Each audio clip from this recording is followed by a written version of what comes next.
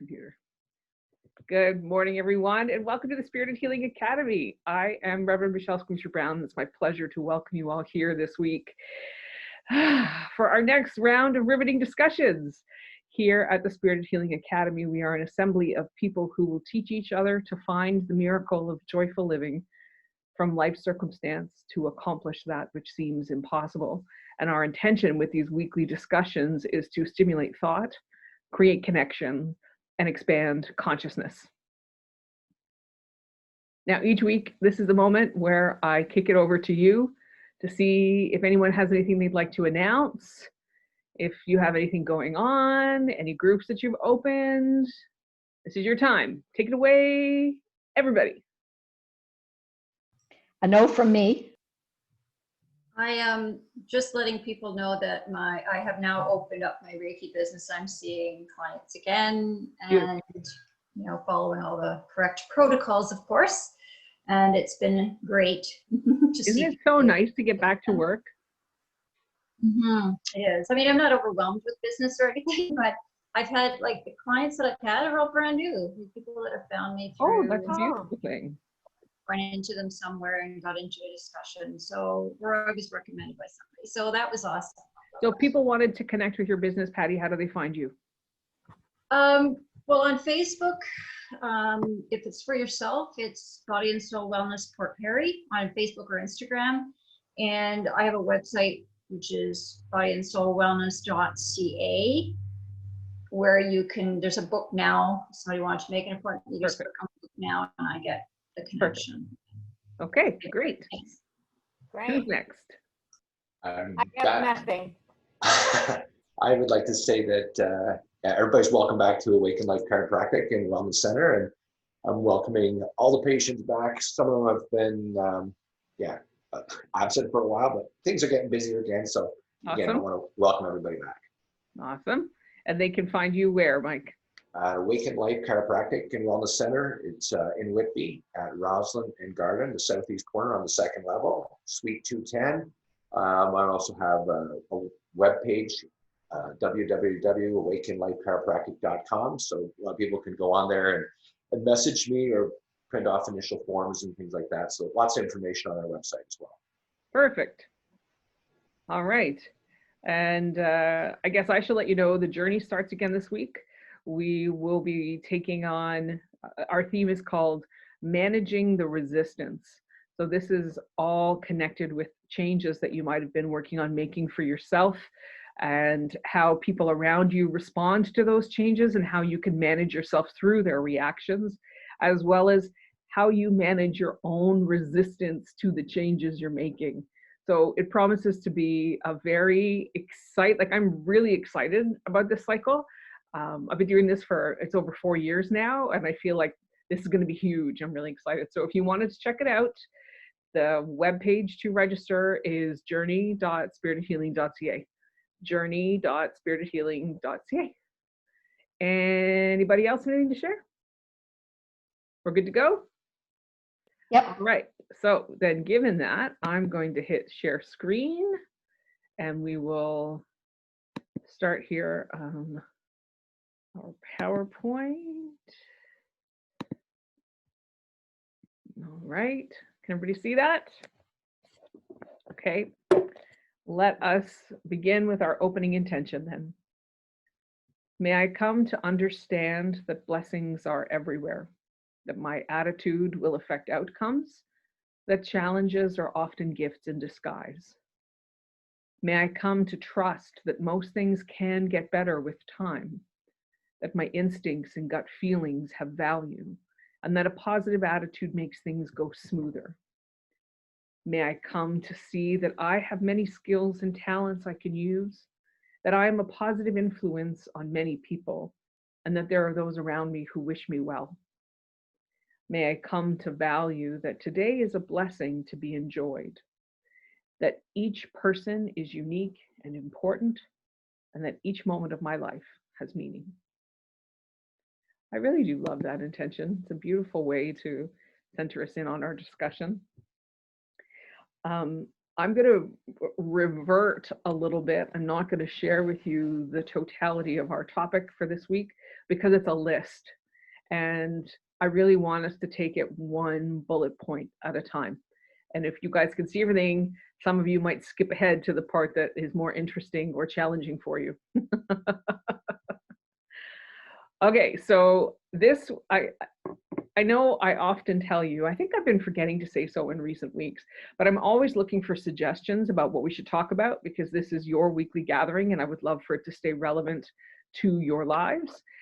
So this week I kind of forced someone into making a suggestion.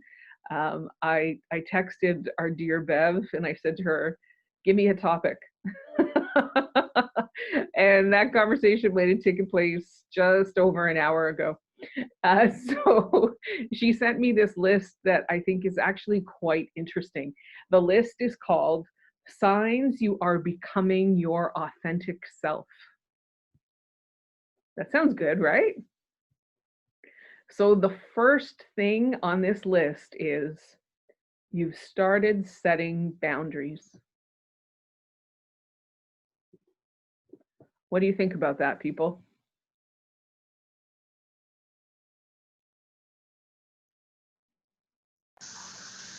Yeah, it's an area You gotta that I would unmute yourself, like Nikki, if you're gonna delve talk. deeper into. Okay, all right, Part Mike, of me go ahead. has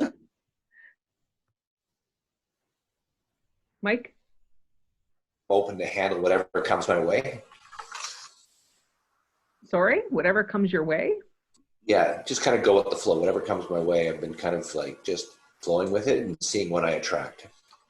And that's part of you setting boundaries? No, I think it's kind of like I have really open boundaries. It's like almost too open, I would say. Ah. So that's a bad thing, maybe? I don't know. I don't know. That's what I want to hear from the group.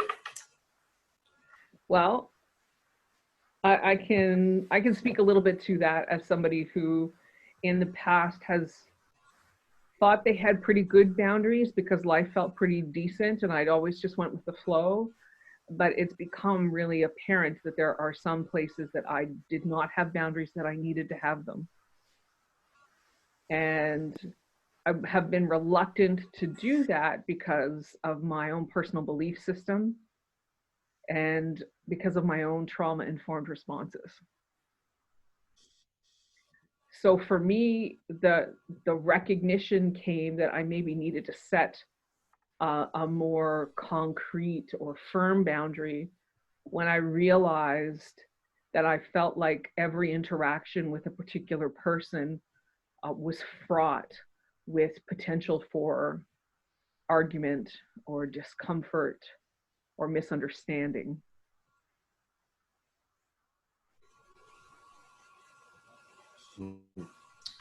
Yeah, that's interesting.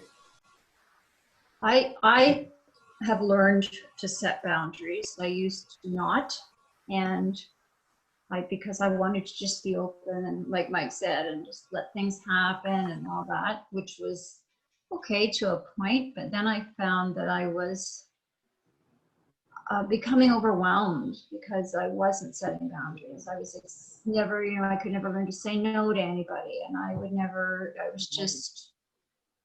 I found I was just taking on too many other people's stuff. So having those boundaries and learning to say no was a big deal for me, and it's helped me a lot. I'm still open and I do like things to flow, but there are certain boundaries that I just have chosen that I'm going to leave there, and they're not terrible. I mean, it just works better for me, I find, when I do that.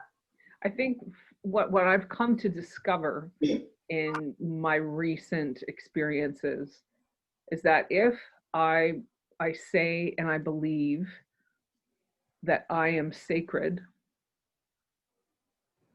I have to have some structure. I'm not even sure if structure is the right word. Behaviors. I have to have some behaviors that confirm the truth of that. So when I say no, in that example that you were using, Patty, when I say no, it's not because I don't want to help the person who's asked for whatever they've asked me for. It's because I'm recognizing that I need to also serve myself. And that honoring the truth that I know by doing something for everyone or doing everything for someone does not allow them their own growth as well. Yeah, I agree. I was always that people pleaser. Thanks for saying that, Patty, because that's what I was going to say. As soon as Michelle said boundaries, right away what jumped into mind, the very first thing was people pleasing. As a people pleaser, I haven't been able to set boundaries. And so I'm working on the people pleasing. And I realized when you just said that sentence to start, I went, oh, that connects to boundaries. At least that's what the thought that occurred to me. Yeah. Yeah, because I found I was pleasing everybody but myself. Right. And I thought, I'm a people. You know, I should be just as I should care just as much about myself and how I am and how I feel as everybody else. So it's okay to say no, and I don't have to give excuses for saying no anymore. I always felt like if I say no, there has to be a valid reason. Yeah. I just don't want to do whatever, or, you know, Yeah. whatever it is. It's just I choose not that particular day, that particular time to do what somebody would like me to do. Nikki, it looked like you wanted to say something. Well, thank you. And what was interesting to me when you first said boundaries, the only thing that I thought of was I need to set boundaries for myself first. No, interesting. So let's talk about that. What do you mean? I love that notion. Well, how can I maintain other people's boundaries and give them be dignified and be respectful and honorable to people if I'm not doing that for myself? Oh, can you say that again? Oh, Boom. Boom. fuck. Okay, say that again. but that's true. Like how can I give the person dignity and myself dignity and give them total honor and respect if I don't do that for me too first? I can't really give that. Just like how if I were to give somebody love, I can't really, if I can't love myself totally, how can I do that too? Yeah.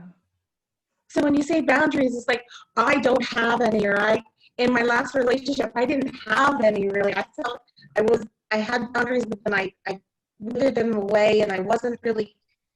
So I had to bring myself back and have my healthy boundaries again, and I'm still working on them. Right. Right. But how can I help people furthermore, and how can I be that source for other people if I can't do that for me? Yeah. So I mean, obviously, I'm really deeply affected by what you've said. Maybe it's not obvious to you, but I'm like, I had a whole tearful reaction. I think what I am hearing from what you are saying is that even in this instance, we have to lead by the example we set for ourselves. Yeah. And that if we are not, you said something like, how can I treat people as sacred and divine if I don't treat me like that? Oh. Mm-hmm. Like, how can I'm you? still working on it. How can you, right? That's, well, I think this is the work. It is like capital THE, the work. Yeah. Thank you. And also, sorry. It's okay, go ahead. Also, Nikki, when you said, and the words that Michelle just said, but I thought you said, and how can you treat someone else with respect if you don't do it for yourself? Like you listed a whole bunch of words that everyone was yes, yes, yes. And this was a mind-blowing like concept, because I went, yeah, like I'm respectful of other people. I'm this of other people. I'm that. But am I doing it for myself? And that's what I've been working on and become aware of, and feeling guilty that I've been setting boundaries for myself. Now I'm dealing with feeling total guilt that how dare I was crying last night or this morning in bed with my husband saying, you know, I've got this situation and I feel torn between some people. And I said, I love equally all. And I said, I'm trying to do what's best for me and everything. And when you said that, I went, yeah, what I do for others, I don't even think about. Of course, I'm going to be respectful and compassionate and loving to others. I don't even think about that. I don't know. I just don't think about it. But then I go and I don't do that for myself. And boy, I don't know, Nikki, the words you said, I'm glad Michelle's recording this because I got to go back and re-listen to Okay, to so that. you better So post got it. that. You better post it. You better post it. Mike, how does any of this perhaps shape your comment at the start about how maybe you have too broad of boundaries? You know, I like what everybody's saying because it's true. I think I have had really kept a real wide open. I didn't have a lot of boundaries, and I seem to be able to just, I don't know, I guess cope would be the word, cope with whatever comes my way. And I think it does, it wears on you after a while. Yeah. So and I think that's the big shift, right? We can cope with so much. Right. But where's the difference between what we can cope with and what we can thrive with? Because we want to be more in the thrive column. But life is always going to throw us shit that we have to cope with and survive through and then get to thrive. But if we have, you know, you talk all the time about how we create this reality and the things that we think are real aren't as real as we think they are. How do we get more into the thriving part with that understanding? So I kind of like similar, I take responsibility for whatever I do attract. And then I'm like, okay, well, it's like, do I want to have a boundary to not like have the universe show me what I'm attracting? Do I want to like block something that maybe I need to learn from? Or I don't know. It's something I'm still thinking about. I want to clarify some of this today, but I appreciate the comment. It's an interesting thing to chew on for sure. Yeah, for sure. I have never had boundaries. I never made a plan, seldom in the past did I ever make a plan for what I wanted. Great cat, Mom. Yes, thank you. I didn't even let myself think about those kind of things because I was too busy looking after everybody else's needs. Well, I don't know if I can do that tomorrow because somebody might need me, you know. Anyway, I'm changing that, and it's liberating, and this learning to say no is hard work. Well, but let's I'm take doing a moment to follow this rabbit hole a little, if you're open to that, Mom. I am. Because you just said, I wouldn't make plans because I was thinking, what if someone needs me tomorrow? Yeah. And then I remember this vividly when I was at the starting point of addressing this stuff maybe 10 years ago. I would make the plan then in this example, and then inevitably the next day somebody would need me and I would have to change the plan, and I would then start beating myself up. You see, I knew I shouldn't have done this. Does that happen to you? Yes, somewhat. Not in everything, but yes.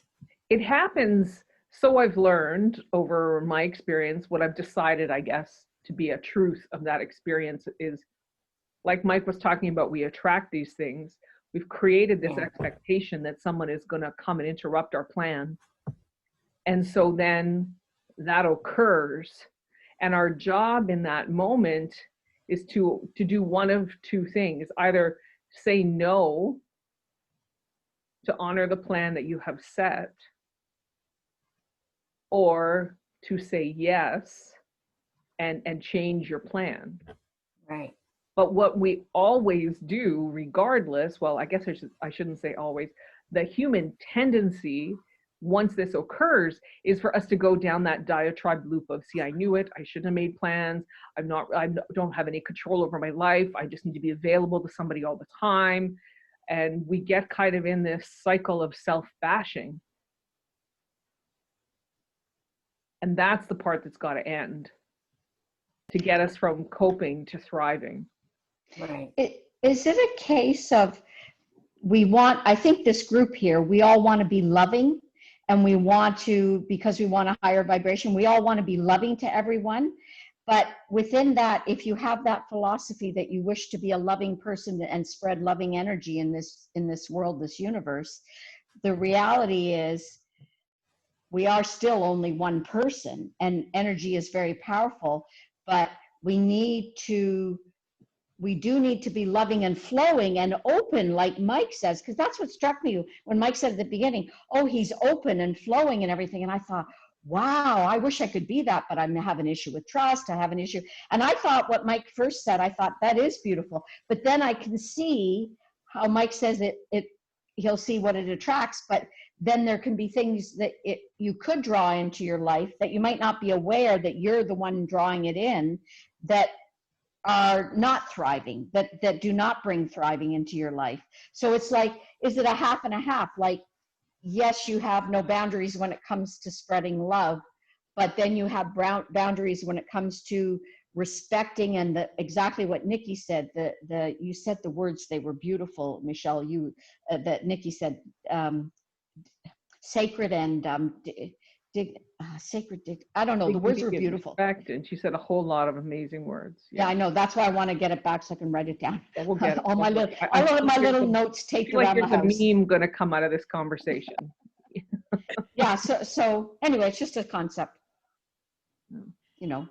There was something you said there, Nancy, that had sparked a thought, and now I've lost that thought. About keeping your heart open, but having boundaries so that you can thrive. Like, oh yeah, do you have that? Brene Brown. I don't know if you are familiar with Brene Brown. She is quite a prolific author. She's a sociologist and just general all around really inspiring person. She says that the greatest, most powerful people that she knows in the world personally all have really strong boundaries around themselves. And she's found that it is these boundaries that allow them to give so deeply and intensely in the world, because they are also excellent at meeting their needs.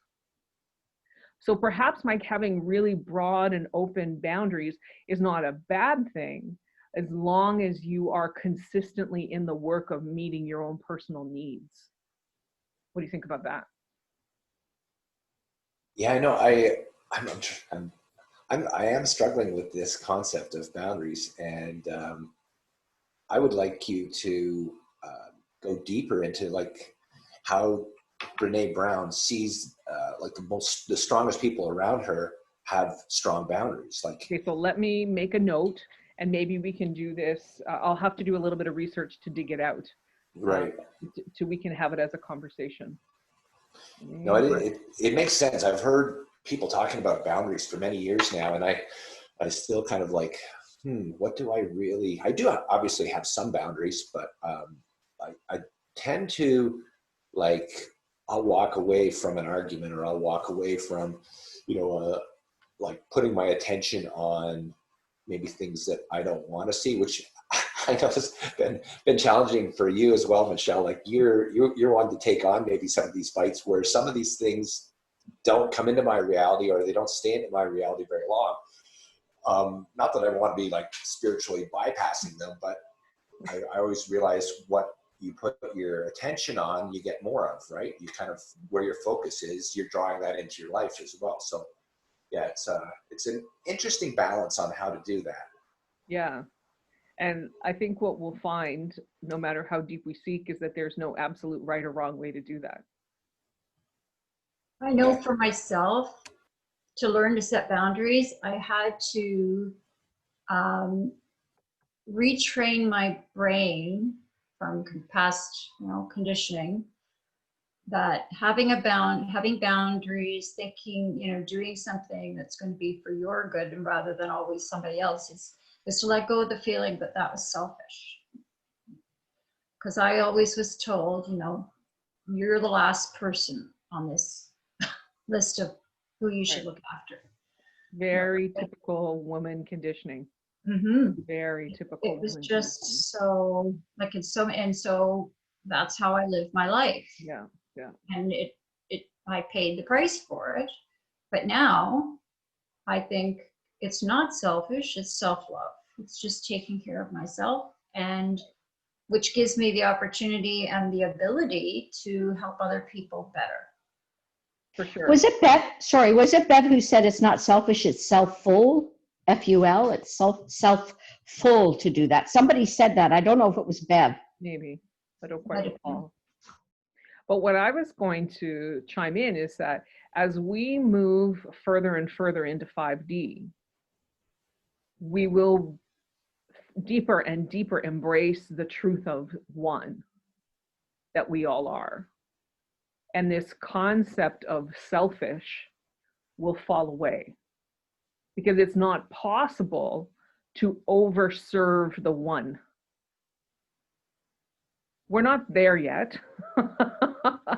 Like, there's still a lot of 3D shit around and happening. But as we get closer to it, it becomes more and more possible to dismiss the idea of selfish. And won't that be amazing when we get there? Yeah. Yes. Yeah, the oneness thing too is like interesting, because you realize that we're all one at one level, but then even if we're like blocking or putting a boundary up from another part of our oneness, like, Yeah. are we limiting our life? Are we,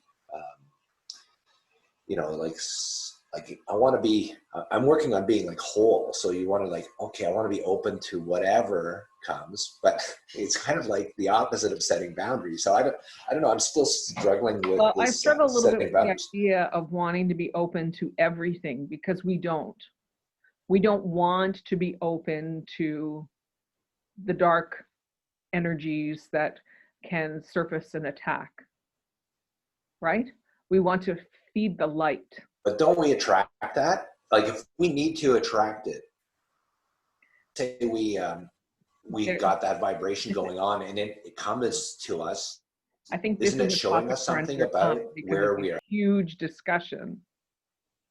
In a nutshell, my perspective at this time is that the dark is created in the notion of the individual, that it doesn't exist as a real force unto itself. It's part of our illusion of separate. And if we say that we are open to everything right now, while we are still making the transition to 5D, we can attract these energies that are out there. And this is where I think the boundary becomes really important, that I'm open to everything that is serving my highest and best, that I am open to everything that is in light and love and the glory of creation. I am open to everything that is dignified and holy and sacred. Does that make sense, Mike? In a limited way? Yeah, it does. I'm still like working on, you know, let's say I'm vibrating real strong. I'm only going to attract light and love anyways. But if I do somehow see some darkness come in, it's kind of showing me, oh, what are my thoughts? What are my feelings? What are my, you know, emotions at that time? Okay, so there's a difference between darkness and your trauma-informed trigger. They are not the same things. They are very different things. And the next thing on this list is this is the perfect segue to go to the second point on this list. Because the second thing says, you've been observing your patterns and becoming aware of how you respond. This is the second sign that you are becoming your authentic self. You've been observing your patterns and becoming aware of how you respond. What do you say, Nikki? I agree with that one. Yeah. Okay, Nikki, go.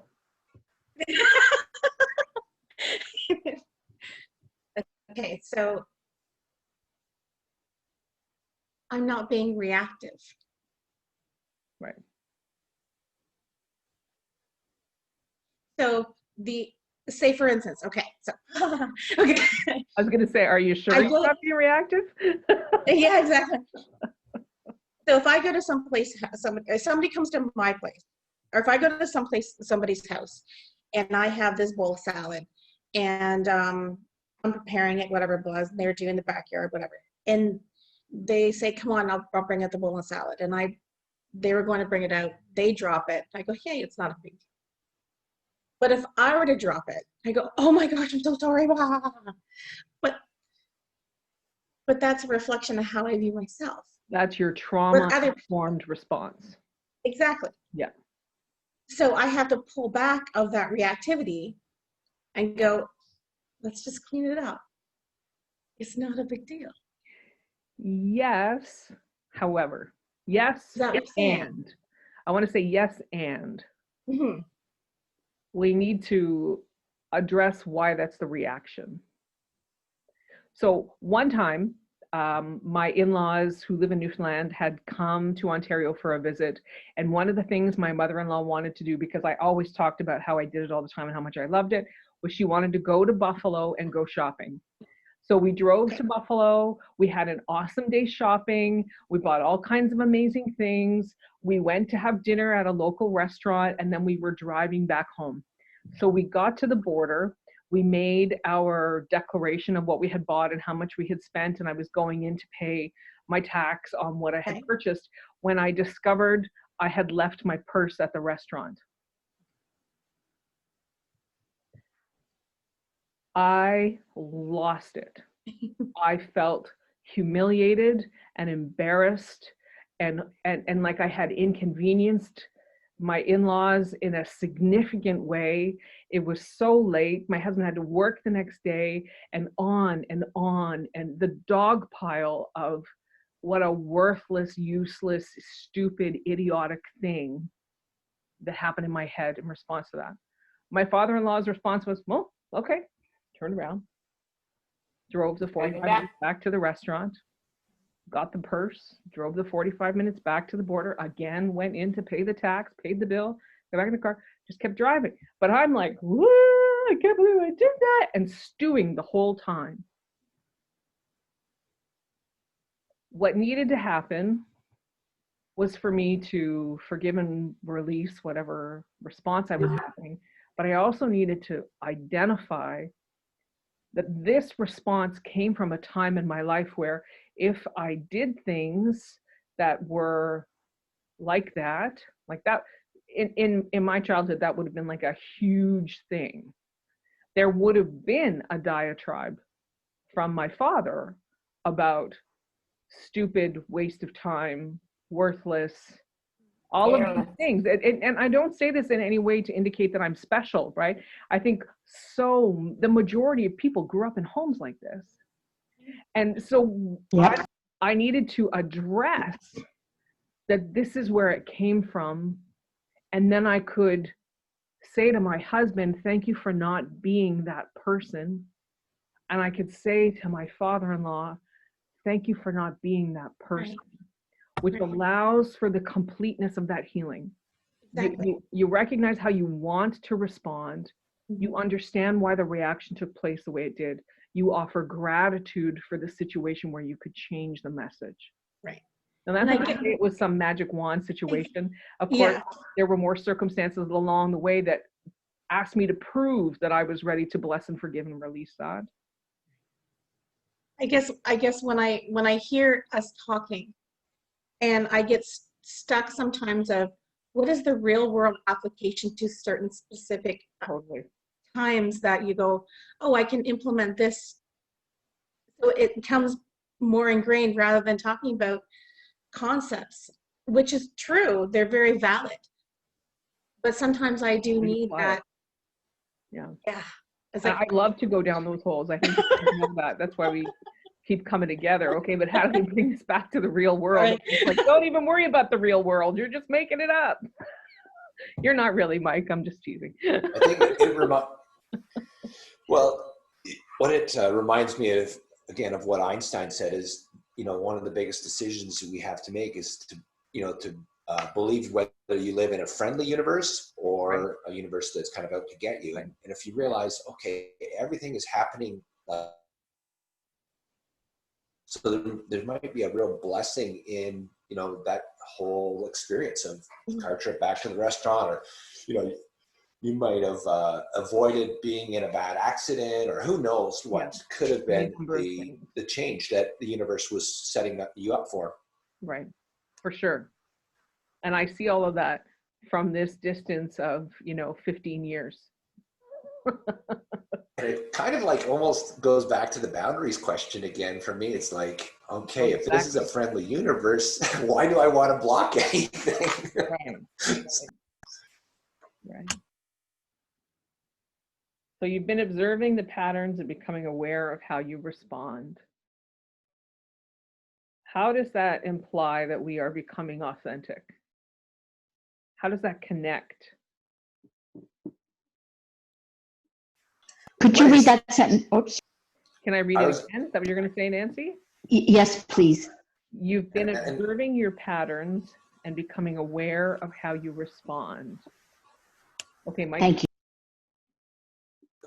I was going to say too, Michelle, what is your definition of like authentic? Like before we get into all these different points, what really is what is being authentic? That's a great question. I think for me, the answer to that question is very simply the removal of the layers. The layers that we apply to the human to allow the spirit self to be. So these can be physical layers, and they mostly, generally, are mental and emotional layers that will include things like conditioning and trauma and our experience, and who are our role models, who we try to emulate. The idea of, and this is where we get into bypassing a little bit, because you're trying to emulate and get to where you want to be, so you deny that you have those reactions of stupid, not worthy, and whatnot, which allows you to not heal them. So you have to go through the layers to get to, as Dr. Beatty says, who created the beam technique, you have to go through all of the layers of shit to get to the diamond you are. So becoming authentic is just letting go of your stories. That is something that like I'm becoming more aware of. It's like going into that shadow part of myself and being okay with it, and like just being with it to become a whole person. To get to that diamond, you almost need to, you know, get all the dirt off you or something. Yeah. Because the truth is, it's not shadow, it's not dark, it's not hidden, it's you. And every day it's trying to show you that it's there, and your job is to embrace it and love it. And I think that's part of the human experience as well. 100%. Were you going to say something, Nancy? Yeah, the authentic self, I was just thinking, is that like when you're a child? We probably all have memories of when you're a child and there are no adults around to give you shit, pardon me, but you know, to reprimand you, criticize you, whatever. And you're with a sibling, you're with a friend, you're just little kids, and you're just playing in the moment, and you're getting along. It's somebody you love, and they, you know, you just get along, and you're having a blast, and you're giggling, and you're being silly, and you're just living in the moment the way little children tend to. And you're not out to impress anybody, you're not out to achieve anything, you're not out to prove anything. You're just being and living in pure joy. And it's before all the layers are added to you when you're young, little, really little, and before all those layers are added to you, that is your authentic self when you're just being. Like lately, I've been finding myself, catching myself, just being still for a moment, looking out in the garden, watching, I call him Joey, the chipmunk that lives in our backyard, and I call him Joey. And I kind of just stand there and I just watch him for a few minutes, and I just love him to death. He's been there for years. And I don't know, it's just a state of being. And I wonder if then because it's like what you said, Michelle, we already are the authenticity is already there. It's all the layering over it. So the authenticity is not being a human doing, as the quote says, but a human being. When you're just being, and then you're authentic. I would say in answer to that, perhaps. Okay. Because I think, well, I don't think, I know that the layering of conditioning starts right from the moment you're born. Right? My first child was born and the layer was applied. It's a boy. Bingo. You're right. And we found out many years later, no, it's a girl. From the very first breath, there's a layer. Yeah. And then the next layer is, this is your mother. So when my first child was born, then I had another layer, mother. And there was a layer on that child, this is your mother. Now, whether it meant anything at that moment in time to the child is really anyone's conjecture. But the layering begins. And even when we watch children, I think perhaps when you see children playing alone in that joyful sort of imaginary state, maybe you are seeing their authentic selves. But even at like 6 months old, when you put two babies beside each other, there is some interplay going on between their layers. You know, this I agree. Now that you're saying that, and you're absolutely right. And I was just thinking of trauma from my childhood. And of course, like I've carried it for all these years and I'm letting go of it now. So you're right. Yeah, you're absolutely right. You were playing with your siblings, you were playing as their big sister. Oh, absolutely. Yeah. You chose to let them direct the play this time, but they only got to direct it because you said yes. Yeah. Yeah, I let my brother win at Monopoly because otherwise he'd flip the board and wouldn't want to play. So you're right. There's the people-pleasing layer. Yeah. But you know what I always say, there's no absolute definition here. Weren't we going to do t-shirts? I was going to say, yeah, there's always an interplay when you're connecting with another person. There's always that interplay, and there's almost like, okay, what is the, hierarchy of the situation? Who's the alpha? Who's got the certainty, or who? Yeah. And I guess as a young child, you're like continually building that throughout your life, right? And yeah. But it's part of our human conditioning and our story. Yeah. I guess it's why we're here too, to learn how to become the best version of ourselves. And I think becoming this, that's what this list is saying, right? That as we journey towards a truer authenticity on a personal level, we shed these layers. That, I am not any better than you are, than they are, than we are, because we are one. And everybody's reflecting back to you maybe exactly what you need to learn at that moment too. The law mirror. Of reflection, man. I hate that law. Yeah, right? Exactly. Love hate. Well, this has been an awesome conversation. We still have 3 more points on the list. So I feel like we should keep talking about this next week because it's juicy for all y'all. It's juicy for me too. It is, and there you go. You got yourself another conversation for next week. You don't have to worry about it. You guys have another week off and giving me a topic. Okay, so let me throw up our affirmation of hope, and we will conclude our discussion for the week with this beautiful, beautiful little phrase. Now, I didn't mute everybody. I'm going to trust that you guys have all taken care of that for me. Hope, fragile, luminous, and buoyant, fill me now. Bring your gifts of optimism, faith, and positivity. Grow strong within me today and every day. Increase my connection with those around me. Balance my moods with a lightness of being and touch all those I meet with blessings. Hope, fragile, luminous, and buoyant, fill me now. Humble and expand my heart with openness, making me compassionate, relaxed, and kind.